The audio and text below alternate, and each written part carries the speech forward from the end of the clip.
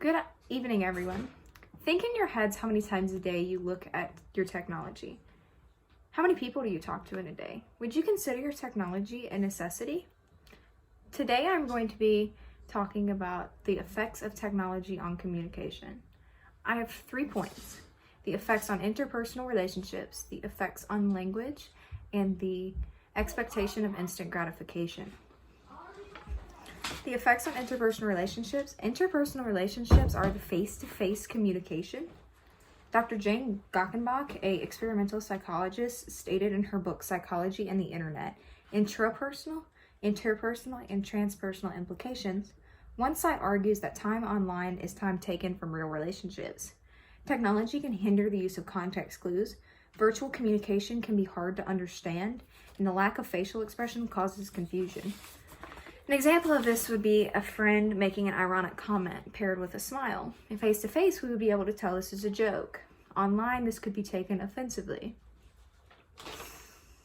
Another effect is physical distance. Technology crushes the gap of physical distance. We can speak to anyone around the world almost instantly. This is a great advantage for global business industries. Another effect is on our social interactions. Communicating over technology, whether it be video chat, telecommunicating, can have both positive and negative effects. In the U.S. Naval Institute website article of Technology, the New Drug, younger generations are indeed becoming materially affected by or even addicted to personal technology. This addiction has led us to separation and isolation. This is especially true with our young.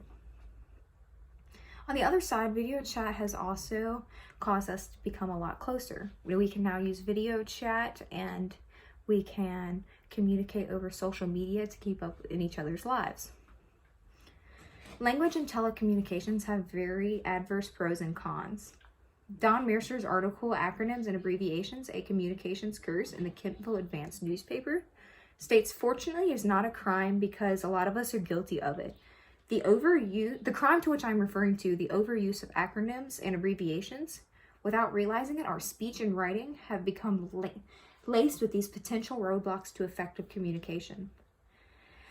When we use technology to communicate, we use abbreviations to shorten our messages and make them easier to read. Unfortunately, many of us have become accustomed to these acronyms and abbreviations. This making us become grammatically correct, especially in professional situations. Advances in technologies have made it easy to learn different languages through websites and online schooling. Translators have become an essential tool for global businesses to communicate with different people throughout the world. Expectation of instant gratification. Instant gratification is the immediate feeling of satisfaction that we get. Instant messaging has become one of our most non-thought of instant gratification. So what this means is instant messaging, the messages come through very fast and it's a very effective way of speaking. Instant messaging is also associated with stress. We develop a sense of need to have a response immediately. These quick responses have become almost like a second nature to us. So when we do not get these immediate responses, it can actually cause it can cause tension in relationships and cause anxiety. Social media was designed for us to share our ideas and our lives on a platform for audiences. Comments made on social media that lift us up and boost our self-esteem are very good for us. On the flip side, it's very hard to avoid negative comments on social media. Many of these comments we run into can take a toll on our self-esteem. I hope this information on technologies and communication will help all of you realize